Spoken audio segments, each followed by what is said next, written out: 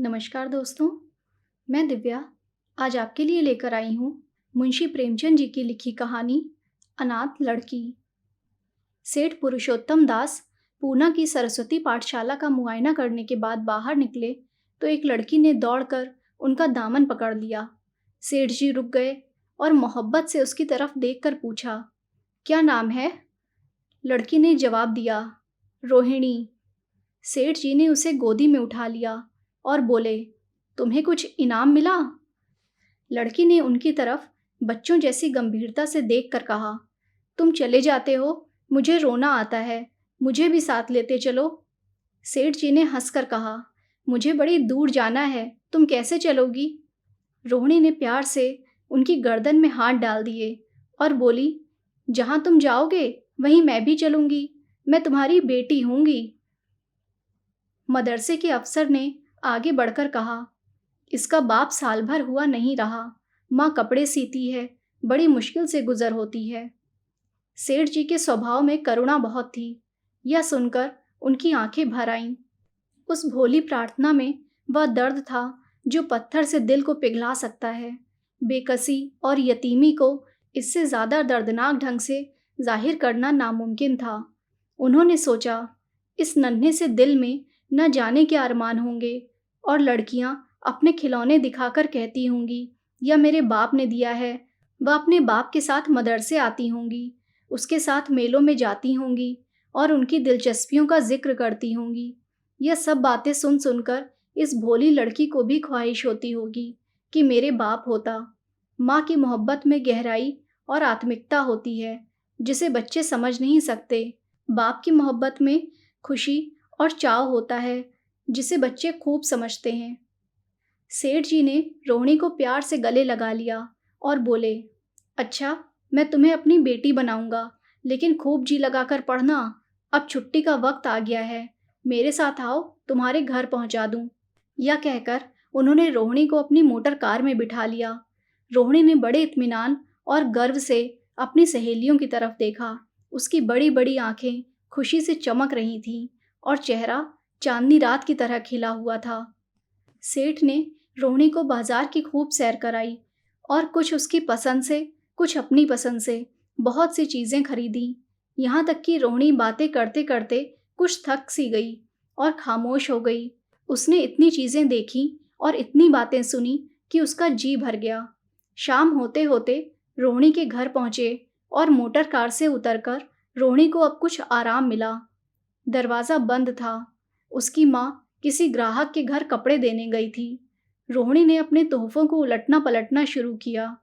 खूबसूरत रबड़ के खिलौने, चीनी की गुड़िया ज़रा सा दबाने से चूं चूं करने लगती और रोहिणी यह प्यारा संगीत सुनकर फूली न समाती थी। रेशमी कपड़े और रंग बिरंगी साड़ियों की कई बंडल थीं, लेकिन मखमली बूटे की गुलकारियों ने उसे खूब लुभाया था। उसे उन चीज़ों के पाने की जितनी खुशी थी, उससे ज़्यादा उन्हें अपनी सहेलियों को दिखाने की बेचैनी थी। सुंदरी के जूते अच्छे सही, लेकिन उनमें ऐसे फूल कहाँ हैं? ऐसी गुड़िया उसने कभी देखी ना होगी। इन ख्यालों से उसके दिल में उमंग भर आई और वह अपनी मोहिनी आवाज़ में एक गीत गाने लगी। सेठ जी दरवाजे पर खड़े इन पवित्र दृश्य का हार्दिक आनंद उठा रहे थे। इतने में रोहिणी की माँ रुक्मणी कपड़ों की एक पोटली लिए हुए आती दिखाई दी। रोहिणी ने खुशी से पागल होकर एक छलांग भरी और उसके पैरों से लिपट गई। रुक्मणी का चेहरा पीला था, आंखों में हसरत और बेकसी छुपी हुई थी। गुप्त चिंता का सजीव चित्र मालूम होती थी, जिसके लिए जिंदगी में कोई सहारा नहीं। मगर रोहिणी को जब उसने गोद में उठाकर प्यार से चूमा तो ज़रा देर के लिए उसकी आंखों में उम्मीद और जिंदगी की झलक दिखाई दी। मुरझाया हुआ फूल खिल गया। बोली, आज तो इतनी देर तक कहाँ रही? मैं तुझे ढूंढने पाठशाला गई थी। रोहिणी ने हुमक कर कहा, मैं मोटर कार पर बैठकर बाजार गई थी, वहां से बहुत अच्छी अच्छी चीजें लाई हूँ। वह देखो कौन खड़ा है। माँ ने सेठ जी की तरफ ताका और लजाकर सिर झुका लिया। बरामदे में पहुंचते ही रोहिणी माँ की गोद से उतरकर सेठ जी के पास गई और अपनी माँ को यकीन दिलाने के लिए भोलेपन से बोली, क्यों, तुम मेरे बाप हो ना? सेठ जी ने उसे प्यार करके कहा, हाँ, तुम मेरी प्यारी बेटी हो। रोहिणी ने उनके मुंह की तरफ याचना भरी आंखों से देखकर कहा, अब तुम रोज यहीं रहा करोगे? सेठ जी ने उसके बाल सुलझाकर जवाब दिया, मैं यहाँ रहूंगा तो काम कौन करेगा? मैं कभी कभी तुम्हें देखने आया करूंगा, लेकिन वहां से तुम्हारे लिए अच्छी अच्छी चीजें भेजूंगा। रोहिणी कुछ उदास सी हो गई। इतने में उसकी माँ ने मकान का दरवाज़ा खोला और बड़ी फुर्ती से मैले बिछावन और फटे हुए कपड़े समेटकर कोने में डाल दिए कि कहीं सेठ जी की निगाह उन पर ना पड़ जाए। यह स्वाभिमान स्त्रियों की खास अपनी चीज़ है। रुक्मिणी अब इस सोच में पड़ी थी कि मैं इनकी क्या खातिर तवाज़ो करूं। उसने सेठ जी का नाम सुना था। उसका पति हमेशा उनकी बड़ाई किया करता था। वह उनकी दया और उदारता की चर्चाएं अनेकों बार सुन चुकी थी। वह उन्हें अपने मन का देवता समझा करती थी। उसे क्या उम्मीद थी कि कभी उसका घर भी उनके कदमों से रोशन होगा। लेकिन आज जब वह शुभ दिन संयोग से आया तो वह इस काबिल भी नहीं कि उन्हें बैठने के लिए एक मोढ़ा दे सके। घर में पान और इलायची भी नहीं। वह अपने आंसुओं को किसी तरह न रोक सकी। आखिर जब अंधेरा हो गया और पास के ठाकुर द्वारे से घंटों और नगाड़ों की आवाज़ें आने लगीं, तो उन्होंने ज़रा ऊंची आवाज़ में कहा, बाई जी, अब मैं जाता हूँ। मुझे अभी यहाँ बहुत काम करना है। मेरी रोहिणी को कोई तकलीफ ना हो। मुझे जब मौका मिलेगा उसे देखने आऊँगा। उसके पालने पोसने का काम मेरा है और मैं उसे बहुत खुशी से पूरा करूँगा। उसके लिए अब तुम कोई फिक्र मत करो। मैंने उसका वजीफ़ा बांध दिया है और यह उसकी पहली किस्त है। यह कहकर उन्होंने अपना खूबसूरत बटुआ निकाला और रुक्मिणी के सामने रख दिया। गरीब औरत की आंखों में आंसू जारी थे। उसका जी बरबस चाहता था कि उसके पैरों को पकड़कर खूब रोए। आज वह बहुत दिनों के बाद एक सच्चे हमदर्द की आवाज़ उसके मन में आई थी। जब सेठ जी चले तो उसने दोनों हाथों से प्रणाम किया। उसके हृदय की गहराइयों से प्रार्थना निकली, आपने एक बेबस पर दया की है। ईश्वर आपको इसका बदला दे। दूसरे दिन रोहिणी पाठशाला गई तो उसकी बाकी सजधज आंखों में खूबी जाती थी। उस्तानियों ने उसे बारी बारी प्यार किया और उसकी सहेलियां उसकी एक एक चीज़ को आश्चर्य से देखती और ललचाती थीं। अच्छे कपड़ों से कुछ स्वाभिमान का अनुभव होता है। आज रोहिणी वह गरीब लड़की ना रही जो दूसरों की तरफ विवश नेत्रों से देखा करती थी। आज उसकी एक एक क्रिया से शैशवोचित गर्व और चंचलता टपकती थी और उसकी जबान एक दम के लिए भी ना रुकती थी। कभी मोटर की तेजी का जिक्र था, कभी बाजार की दिलचस्पियों का बयान, कभी अपनी गुड़ियों के कुशल मंगल की चर्चा थी और कभी अपने बाप की मोहब्बत की दास्तान। दिल था कि उमंगों से भरा हुआ था। एक महीने बाद सेठ पुरुषोत्तम दास ने रोहिणी के लिए फिर तोहफे और रुपए रवाना किए। बेचारी विधवा को उनकी कृपा से जीविका की चिंता से छुट्टी मिली। वह भी रोहिणी के साथ पाठशाला आती और दोनों माँ बेटियां एक ही दर्जे के साथ साथ पढ़ती। लेकिन रोहिणी का नंबर हमेशा माँ से अव्वल रहा। सेठ जी जब पूना की तरफ निकलते तो रोहिणी को देखने ज़रूर आते और उनका आगमन उसकी प्रसन्नता और मनोरंजन के लिए महीनों का सामान इकट्ठा कर देता। इसी तरह कई साल गुजर गए और रोहिणी ने जवानी के सुहाने हरे भरे मैदान में पैर रखा, जबकि बचपन की भोली भाली अदाओं में एक खास मतलब और इरादों का दखल हो जाता है। रोहिणी अब आंतरिक और बाह्य सौंदर्य में अपनी पाठशाला की नाक थी। हाव भाव में आकर्षक गंभीरता, बातों में गीत का सा खिंचाव और गीत का सा आत्मिक रस था। कपड़ों में रंगीन सादगी, आंखों में लाज संकोच, विचारों में पवित्रता। जवानी थी मगर घमंड और बनावट और चंचलता से मुक्त। उसमें एक एकाग्रता थी जो ऊंचे इरादों से पैदा होती है। स्त्री उचित उत्कर्ष की मंजिलें वह धीरे धीरे तय करती चली जाती थी। सेठ जी के बड़े बेटे नरोत्तम दास कई साल तक अमेरिका और जर्मनी की यूनिवर्सिटियों की खाक छानने के बाद इंजीनियरिंग विभाग में कमाल हासिल करके वापस आए थे। अमेरिका के सबसे प्रतिष्ठित कॉलेज में उन्होंने सम्मान का पद प्राप्त किया था। अमेरिका के अखबार एक हिंदुस्तानी नौजवान की इस शानदार कामयाबी पर चकित थे। उन्हीं का स्वागत करने के लिए बम्बई में एक बड़ा जलसा किया गया था। इस उत्सव में शरीक होने के लिए लोग दूर दूर से आए थे। सरस्वती पाठशाला को भी निमंत्रण मिला और रोहिणी को सेठ जी ने विशेष रूप से आमंत्रित किया। पाठशाला में हफ्तों तैयारियां हुई। रोहिणी को एक दम के लिए भी चैन न था। यह पहला मौका था कि उसने अपने लिए बहुत अच्छे अच्छे कपड़े बनवाए। रंगों के चुनाव में वह मिठास थी, काट छाट में वह फबन जिससे उसकी सुंदरता चमक उठी। सेठानी कौशल्या देवी उसे लेने के लिए रेलवे स्टेशन पर मौजूद थीं। रोहिणी गाड़ी से उतरते ही उनके पैरों की तरफ झुकी, लेकिन उन्होंने उसे छाती से लगा लिया और इस तरह प्यार किया जैसे वह उनकी बेटी है। वह उसे बार बार देखती थीं और आंखों से गर्व और प्रेम टपक पड़ता था। इस जलसे के लिए ठीक समुंदर के किनारे एक हरे भरे सुहाने मैदान में एक लंबा चौड़ा शामियाना लगाया गया था। एक तरफ आदमियों का समुद्र उमड़ा हुआ था, दूसरी तरफ समुद्र की लहरें उमड़ रही थीं। गोया वह भी इसी खुशी में शरीक थी। जब उपस्थित लोगों ने रोहिणी बाई के आने की खबर सुनी तो हजारों आदमी उसे देखने के लिए खड़े हो गए। यही तो वह लड़की है जिसने अब की शास्त्री की परीक्षा पास की है। जरा उसके दर्शन करने चाहिए। अब भी इस देश की स्त्रियों में ऐसे रतन मौजूद हैं। भोले भाले देश प्रेमियों में इस तरह की बातें होने लगीं। शहर की कई प्रतिष्ठित महिलाओं ने आकर रोहिणी को गले लगाया और आपस में उसके सौंदर्य और उसके कपड़ों की चर्चा होने लगी।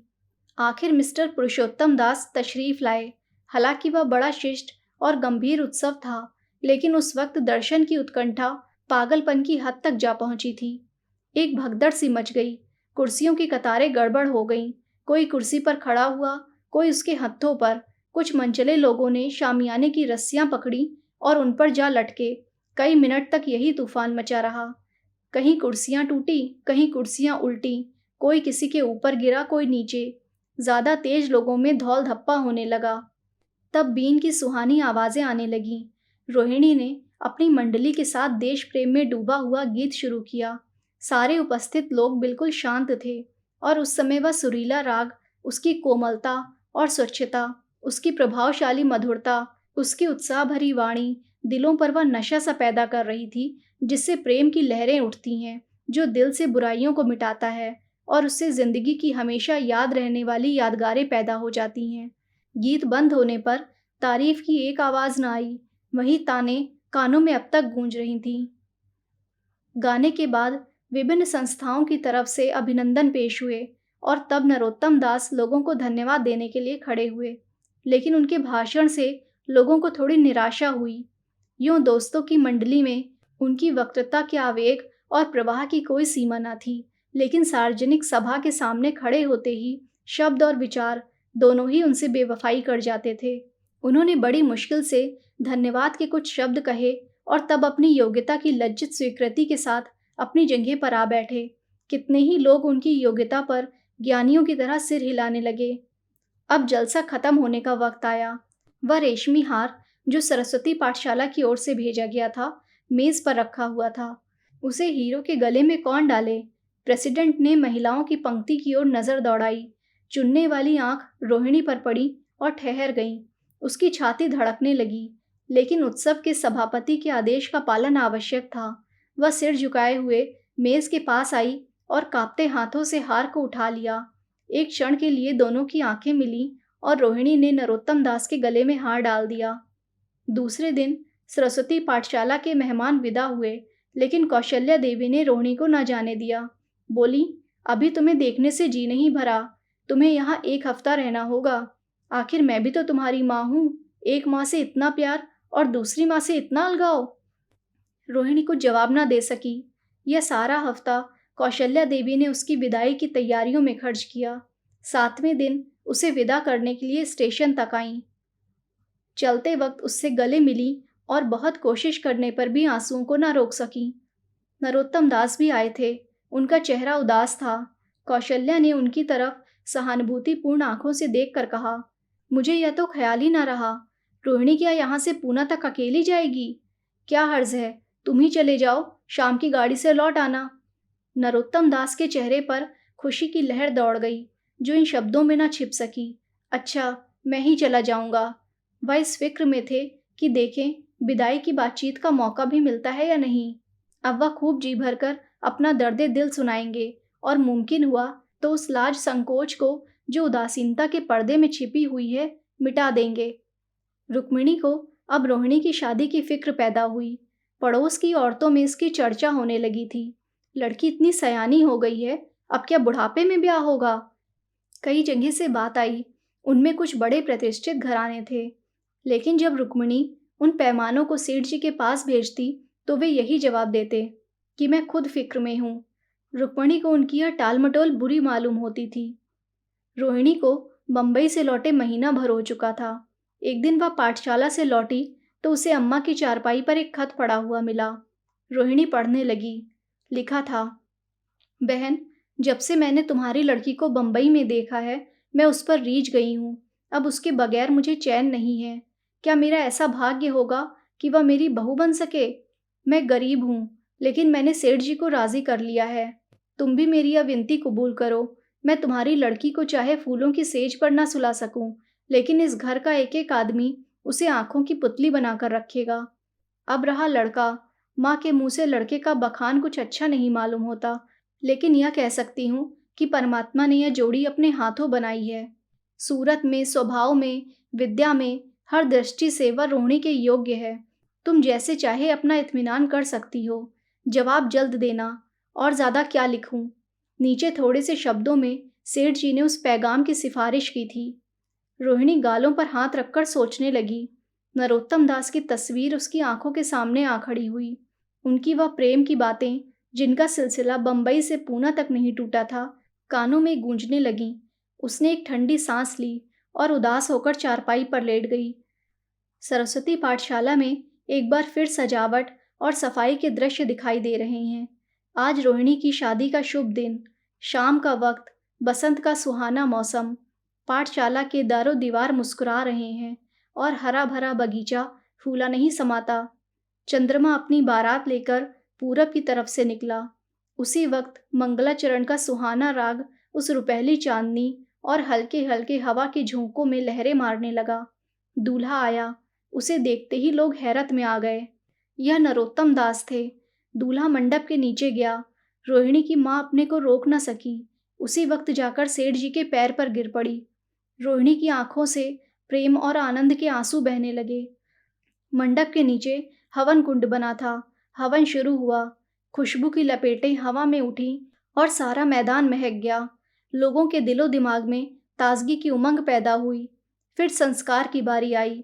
दूल्हा और दुल्हन ने आपस में हमदर्दी, जिम्मेदारी और वफादारी के पवित्र शब्द अपनी जबानों से कहे। विवाह की वह मुबारक जंजीर गले में पड़ी जिसमें वजन है, सख्ती है, पाबंदियां हैं, लेकिन वजन के साथ सुख और पाबंदियों के साथ विश्वास है। दोनों दिलों में उस वक्त एक नई, बलवान, आत्मिक शक्ति की अनुभूति हो रही थी। जब शादी की रस्में खत्म हो गईं, तो नाच गाने की मजलिस का दौर आया। मोहक गीत गूंजने लगे। सेठ जी थककर चूर हो गए थे। जरा दम लेने के लिए बगीचे में जाकर एक बेंच पर बैठ गए। ठंडी ठंडी हवा आ रही थी। एक नशा सा पैदा करने वाली शांति चारों तरफ छाई हुई थी। उसी वक्त रोहिणी उनके पास आई और उनके पैरों से लिपट गई।